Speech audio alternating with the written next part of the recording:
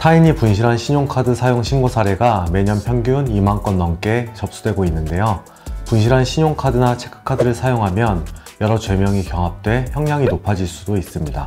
따라서 분실한 카드를 습득했을 때는 바로 분실 신고를 해야겠습니다.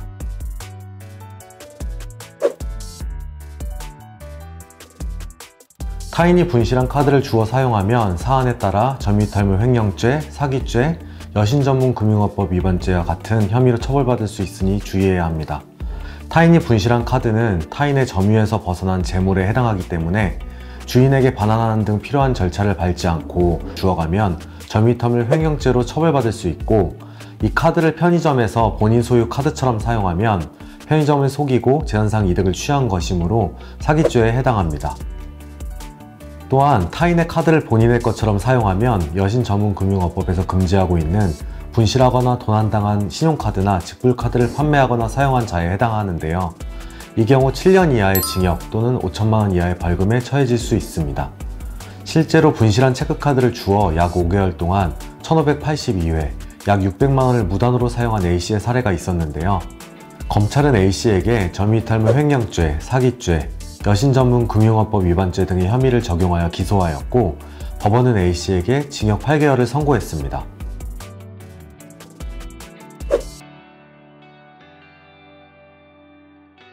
대출을 받거나 계좌이체를 한 경우에는 재산상 이득을 취한 것으로 보며, 현금을 인출한 경우는 재물을 절취한 것으로 보아 다른 혐의를 적용받게 됩니다.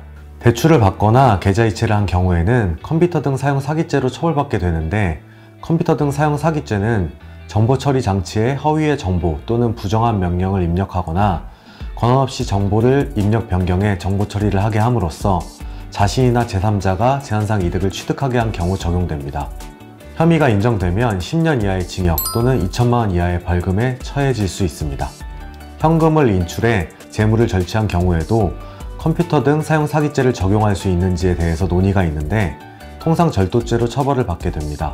대법원은 형법에서 컴퓨터 등 사용 사기죄의 객체를 재물이 아닌 재산상의 이익으로만 한정해 규정하고 있으므로 타인의 신용카드로 현금 자동 지급기에서 현금을 인출하는 행위는 재물에 관한 범죄임이 분명하기 때문에 컴퓨터 등 사용 사기죄로 처벌할 수는 없다고 판시하고 있습니다.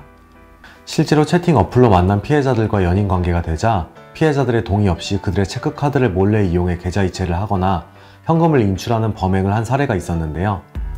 법원은 타인의 카드로 대출을 받거나 계좌이체를 한 경우는 재산상 이득을 취한 것으로 보아 컴퓨터 등 사용 사기죄를, 타인의 카드를 이용해서 현금을 인출하는 경우는 재물을 절취한 것으로 보아 절도죄를 적용했습니다.